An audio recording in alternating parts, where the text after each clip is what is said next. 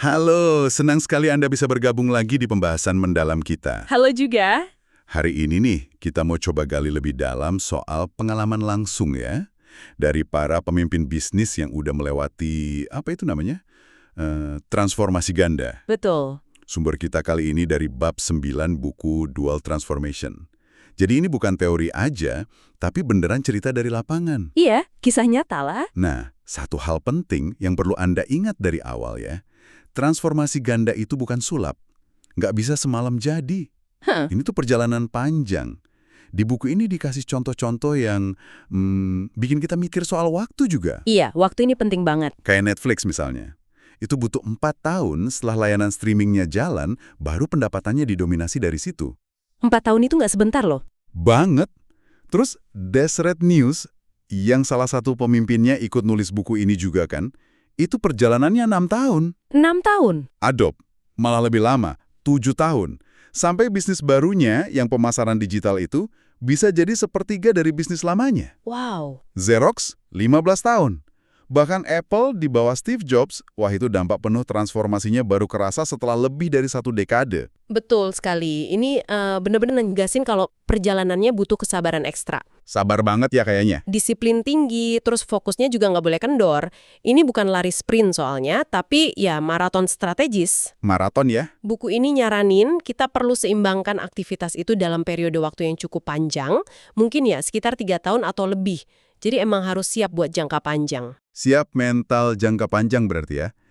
Dan judul babnya ini, Kartu Pos dari Perjalanan Transformasi Ganda. Saya suka banget metaforanya. Unik ya? Iya, kayak kita dapat kiriman kartu pos gitu, potongan cerita singkat tapi maknanya dalam dari para pemimpin ini. Isinya jujur biasanya kartu pos itu. Betul, mereka cerita soal tantangan mimpin, pelajaran penting selama transformasi. Yuk deh, kita coba baca isi kartu posnya. Boleh. Kita bakal dengar dari 6 organisasi dan pemimpinnya nih yang cerita di bab ini. Mungkin kita kenalan sekilas dulu kali ya, biar kebayang konteksnya. Oke, sip. Pertama ada Mark Bertolini, waktu itu dia CEO dan chairman di Aetna. Etna, asuransi kesehatan itu ya? Iya, betul. Dia ini mimpin Aetna geser fokus. Dari yang tadinya jualan asuransi ke perusahaan, B2B, jadi lebih ke konsumen langsung, B2C. Sambil barengan juga bangun bisnis baru, solusi IT buat penyedia layanan kesehatan. Oh, 2 transformasi sekaligus ya? Nah, itu dia. Dan katanya cerita pribadi dia soal kesehatan keluarga sama kecelakaan yang pernah dialami itu jadi pendorong kuat banget buat dia. Wah, personal touch-nya ada ya. Siapa lagi? Terus ada Michael Crow. Ini Presiden Arizona State University, ASU. Universitas ya ini? Iya. Dia ubah ASU dari katakanlah universitas negeri yang agak kaku, jadi universitas perusahaan publik yang adaptif, gitu istilahnya. Fokusnya perluas akses pendidikan berkualitas, skala besar, termasuk lewat online. Model barulah pokoknya. Menarik. Pendidikan juga bisa transformasi ganda ya. Lanjut. Ada Helen Ayton. Dia Direktur Eksekutif Settlement Music School. Ini sekolah musik komunitas nirlaba. Katanya sih tertua dan terbesar di AS. Musik. Wow, beda lagi nih. Dia mimpin perubahan di sana, dan misi sekolah itu jadi pegangan utamanya. Terus ada Mark Fields, nah ini dari Ford Motor Company. Ford, oke, raksasa otomotif. Betul, tantangannya dia ini unik, justru pas bisnis inti Ford lagi bagus-bagusnya, dia harus hadapi guncangan di industri otomotif. Pesaing baru, teknologi baru, jadi fokusnya proaktif, bentuk masa depan. Justru pas lagi jaya ya tantangannya. Iya. Lalu dari Filipina ada 2 orang dari Manila Water, Jerry Ablaza, CEO-nya, sama Virgilio de la Cruz, kepala grup transformasi strategisnya. Perusahaan air minum ya? Mereka jaga bisnis inti sambil kembangin lini bisnis baru di pasar sekitar. Terakhir dari Singapura, Chua Sok Kuong, grup CEO Singtel. Singtel, telekomunikasi besar ini. Ia raksasa telekomunikasi. Dia pimpin transformasi geser dari layanan suara ke data, itu transformasi A-nya, sambil bangun bisnis digital baru, kayak iklan digital, keamanan siber, itu transformasi B-nya. Oke, jadi ada dari berbagai industri ya, dari asuransi, pendidikan, musik, otomotif, utilitas, sampai telekomunikasi. Lengkap nih. Macem-macem memang konteksnya. Nah, sekarang kita coba bedah pemikiran mereka. Buku ini kan mengelompokkan tantangan jadi 3 krisis utama ya. Mirip bab 8. Krisis komitmen, krisis konflik, sama krisis identitas. Betul, 3 krisis itu. Kita mulai dari yang pertama dulu deh, krisis komitmen. Ini kan pertanyaan paling dasar ya, kayak bisnis lama kita ini masih ada harapan nggak sih? Pertanyaan horor itu kadang. Ya, belum jelas gitu hasilnya. Dan gimana caranya bangkit kalau usaha baru yang udah digembor-gemborkan, ternyata malah kesandung. Nah, ini soal membuat komitmen untuk berubah, ada beberapa insight menarik dari mereka. Mark Fields dari Ford, dia bilang penting banget gerak proaktif. Proaktif ya? Iya, jangan nunggu ada krisis beneran, jangan nunggu platform terbakar istilahnya. Justru pas lagi tenang, itu kesempatan emas buat amankan masa depan. Mumpung masih bisa mikir jernih gitu ya? Kira-kira gitu. Terus Michael Crow dari ASU, dia cerita, ternyata meyakinkan dosen buat lebih fokus ke mahasiswa itu lebih gampang dari yang dia kira. Katanya kreativitas dosen itu luar biasa kalau dikasih ruang. Oh, potensi terpendam ya? Bisa jadi. Sementara Mark Bertolini dari Atna, dia lihat transformasi itu sebagai proses yang ya nggak ada habisnya. Bukan proyek, ada awal, ada akhir. Berkelanjutan terus ya? Betul. Dan butuh keberanian pribadi pemimpinnya buat jalan terus. Tapi kan komitmen doang nggak cukup ya? Pasti adalah masa-masa sulit, ada rintangan. Nah, gimana cara mereka ini bangkit dari kemunduran? Ini kan bagian yang sering bikin orang nyerah mungkin. Betul banget. Dan pengalaman mereka ini bisa jadi pelajaran buat kita semua. Fields dari Ford kasih tips nih. Jangan sampai mikir, wah tugas jadi makin berat nih gara-gara ada bisnis baru. Jangan nambah beban pikiran sendiri gitu ya? Iya, fokusnya harus, oke, gimana cara kita selesaikan ini? Jangan kejebak paralisis by analysis, mikir terus tapi nggak gerak. Iya, penyakit umum itu. Kalau kru dari ASU, pendekatannya beda lagi. Kalau dikritik, jawabnya bukan debat kusir, tapi unjuk kinerja lebih baik. Buktikan dengan hasil ya? Dia kutip Cicero malah, kami mengkritik melalui apa yang kami ciptakan. Bikin aja karya yang lebih bagus. Keren kan? Keren. Terus yang dari Singtel? Nah, Chua Sok Kohung dari Singtel, dia ini belak-belakan banget. Ngaku kalau masuk bisnis digital itu, wah lebih susah dari bayangannya. Oh, jujur ya dia? Iya, mereka hadapi beda budaya kerja, soal kecepatan, motivasi, terus susahnya cari dan tahan talenta digital, sampai harus ubah aturan internal, misalnya soal skema insentif jangka panjang, LTI itu loh. LTI, Long Term Incentive ya? Betul, itu harus dibikin beda buat karyawan di perusahaan yang baru diakuisisi, kayak Amobe sama Trustwave, biar relevan buat mereka. Nggak bisa disamain sama aturan lama di Singtel. Wah, detail banget ya, sampai ke urusan insentif gitu. Pengakuan jujur kayak gini penting banget ya, biar kita tahu realitanya. Penting, transformasi itu nggak mulus. Terus gimana soal memanfaatkan status sebagai pemain lama? Kan sering dibilang incumbent advantage tuh. Jadi perusahaan besar itu nggak selalu jadi beban dong ya pas transformasi? Nggak selalu. Justru, aset inti, kemampuan unik yang udah ada, itu bisa jadi senjata ampuh. Bertolini dari Aetna negasin transformasi A yang inti sama B yang baru itu sama pentingnya. Nggak bisa pilih salah satu. Kenapa tuh? Karena bisnis inti itu yang kasih duit cash buat modalin si B, dan juga punya kemampuan unik yang susah ditiru sama pemain baru. Itu keunggulannya. Masuk akal, masuk akal. Gunanya buat hubungkan hasil riset dosen ke mahasiswa lewat macam-macam cara. Bisa di kampus, online. Ini kan memanfaatkan aset intelektual inti mereka banget. Iya juga ya, memanfaatkan yang udah ada. Terus Chua dari Singtel, prinsipnya dia setiap investasi baru harus kasih keunggulan strategis yang berkelanjutan. Caranya, ya manfaatin aset inti telekomunikasi sama hubungan pelanggan yang udah kuat. Contoh paling jelas itu bisnis keamanan siber mereka. Itu tumbuh alami karena peran Singtel kan emang jaga lalu lintas jaringan. Jadi nyambung. Nyambung banget. Jadi bisa dibilang ada semacam efek positif nggak langsung ya dari usaha transformasi ini ke bisnis intinya sendiri. Kayak simbiosis gitu. Persis. Istilahnya positive spillover effects. Contohnya di Manila Water, pas banget nih. Gary Ablaza cerita usaha transformasi mereka itu nyebarin virus inovasi ke seluruh perusahaan.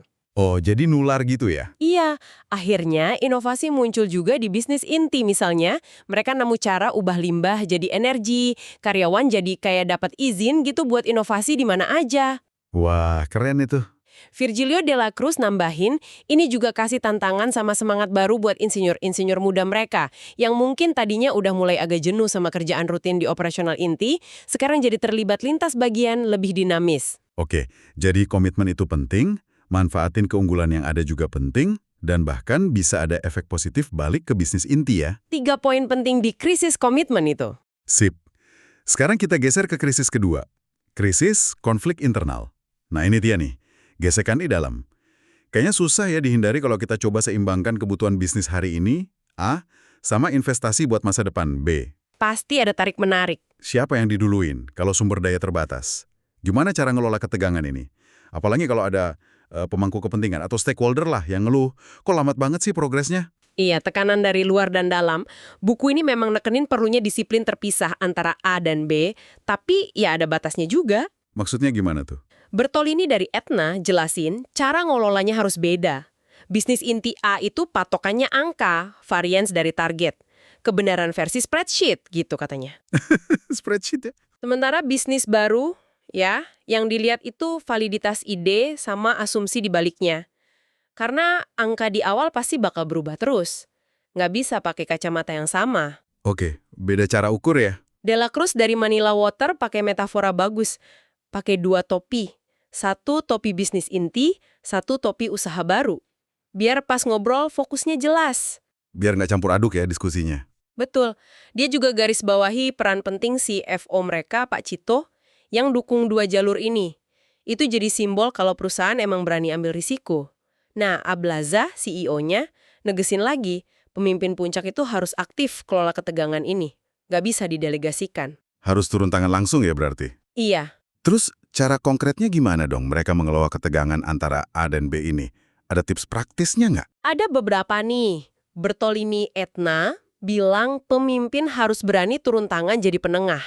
Bikin keputusan sulit buat melindungi si B, si bayi bisnis baru ini.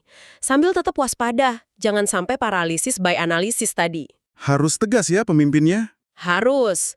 Kalau Crow, ISU, dia fokus ke desain tim. Gimana tim dibentuk? Itu krusial buat ngelola interaksi dan potensi konflik antar bagian.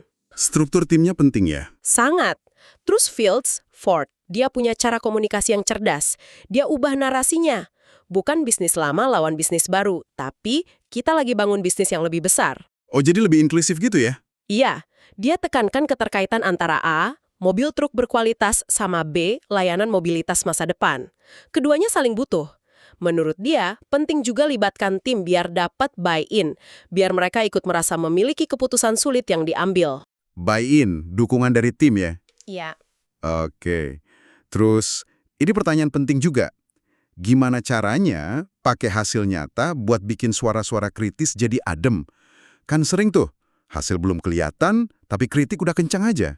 Nah, kita balik lagi ke Michael Crow dari ASU. Jawabannya dia konsisten. Cara paling ampuh ya tunjukkan kinerja yang bagus dan terus berkreasi. Let the results speak for themselves. Biarkan hasil yang bicara. Tunjukkan kemajuan, sekecil apapun itu. Buat bangun momentum dan kepercayaan. Sedikit-sedikit lama-lama jadi bukit kan? Betul, betul. Dan pastinya, semua ini perlu dukungan dari pucuk pimpinan dan dewan direksi ya. Kayaknya ini krusial banget buat meredam konflik dan jaga arah. Krusial banget. Abrizana dari Manila Water kasih contoh konkret nih yang dampaknya gede. Waktu Zobel bersaudara, itu pemilik Ayala Group, induk perusahaannya Manila Water. Oh, pemiliknya langsung ya? Iya, mereka datang langsung kunjungan ke fasilitas baru Manila Water. Nah, kunjungan ini diliput di media internal mereka. Itu langsung kirim sinyal dukungan yang kuat banget ke seluruh karyawan. Wah, simbolis tapi dampaknya besar ya? Betul. Nunjukin kalau bos besar serius dan komit, itu bisa meredam banyak potensi konflik.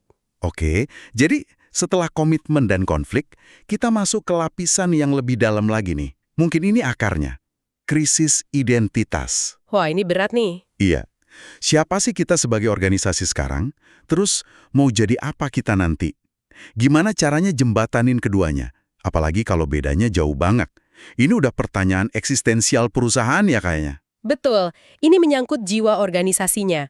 Makanya, langkah krusial di sini adalah menyelaraskan pandangan tim pimpinan puncak sama dewan direksi. Harus satu suara dulu di atas. Itu kuncinya ya, keselarasan di puncak.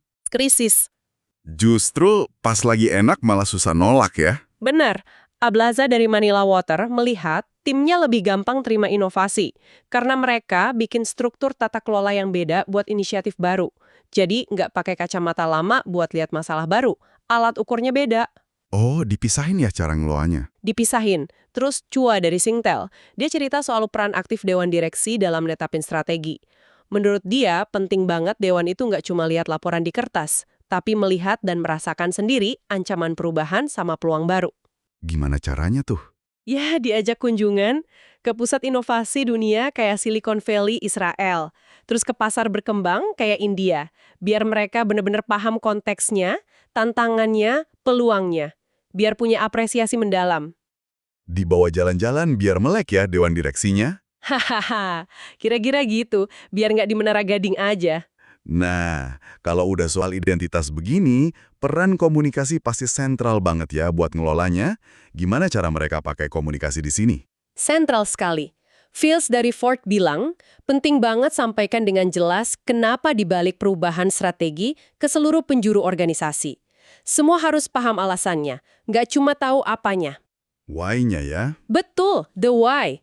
Terus Bertolini dari Atna, dia tekankan perlunya pemimpin itu ceritain kisah transformasi ini terus-menerus.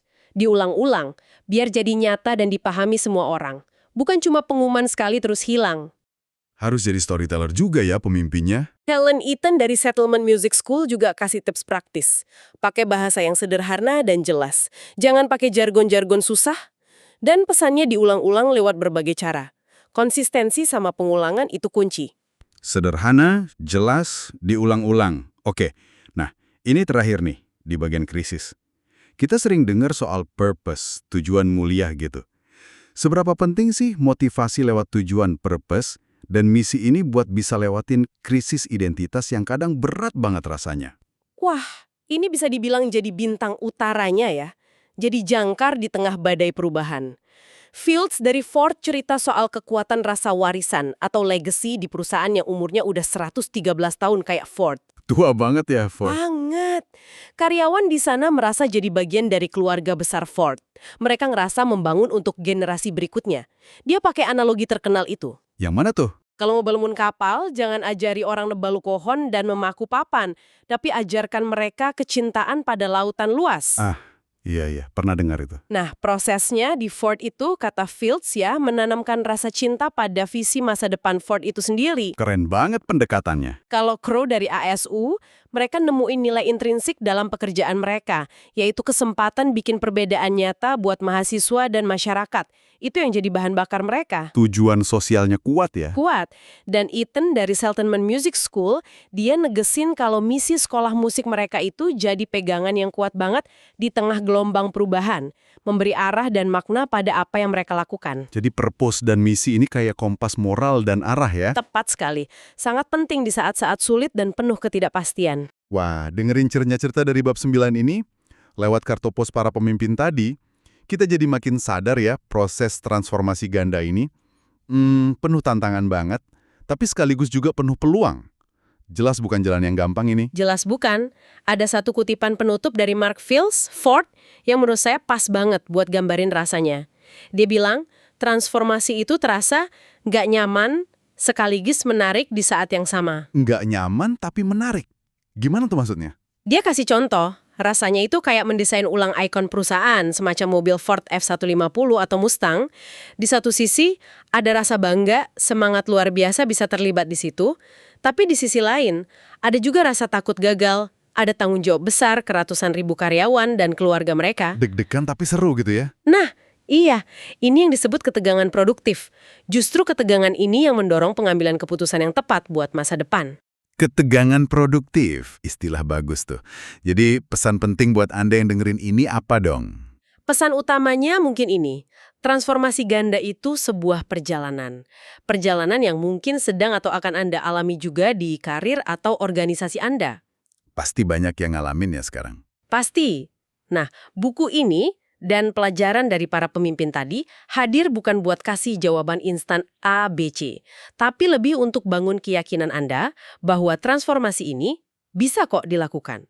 Sekaligus ngebekali Anda dengan cara berpikir dan alat bantu buat melewatinya. Jadi lebih ke mindset dan toolkit ya? Betul. Jadi kalau kita coba tarik benang merah nih dari semua kartu pos para pemimpin tadi, intinya apa ya? Mungkin transformasi ganda itu butuh komitmen jangka panjang yang nggak goyah? Itu pasti. Terus keberanian buat belajar dari kesalahan atau kemunduran. Harus mau jatuh bangun, Kelihayan jadi wasit konflik internal yang pasti ada. manajemen konflik itu kunci. Dan yang paling penting mungkin, punya kompas berupa tujuan atau purpose yang lebih besar buat jadi pegangan di tengah ketidakpastian. Pemimpin di sini perannya bukan cuma nahkoda ya, tapi kayak jembatan hidup gitu, antara masa lalu sama masa depan. Saya setuju banget rangkumannya. Dan mungkin tambahan dari saya ya, meskipun kelihatannya berat banget, transformasi ganda ini justru kesempatan terbesar buat para pemimpin untuk secara proaktif menciptakan masa depan organisasinya. Bukan cuma pasrah keseret arus perubahan. Jadi proaktif membentuk masa depan ya? Iya, pengalaman para pemimpin ini nunjukin banget kalau aspek manusia soal kepemimpinan, komunikasi, ketahanan mental itu kental banget dalam tantangan strategis yang kompleks ini. Ini bukan cuma soal angka dan strategi di atas kertas saja. Ada sisi humanisnya yang kuat ya? Kuat sekali. Nah, sebagai penutup nih, kami ingin ajak Anda buat refleksi sebentar. Kalau Anda diminta nulis kartu pos dari perjalanan transformasi Anda atau organisasi Anda saat ini, kira-kira apa ya isinya? Pertanyaan bagus itu. Dan dari 3 krisis yang kita bahas tadi, komitmen, konflik, atau identitas, mana yang paling Anda rasakan? Paling resonate gitu dengan situasi Anda saat ini? Coba direnungkan. Terima kasih banyak ya sudah menyimak pembahasan mendalam kita kali ini. Semoga cerita dan pelajaran dari para pemimpin ini bisa ngasih Anda inspirasi dan wawasan berharga buat perjalanan Anda sendiri. Semoga bermanfaat. Sampai jumpa di pembahasan berikutnya.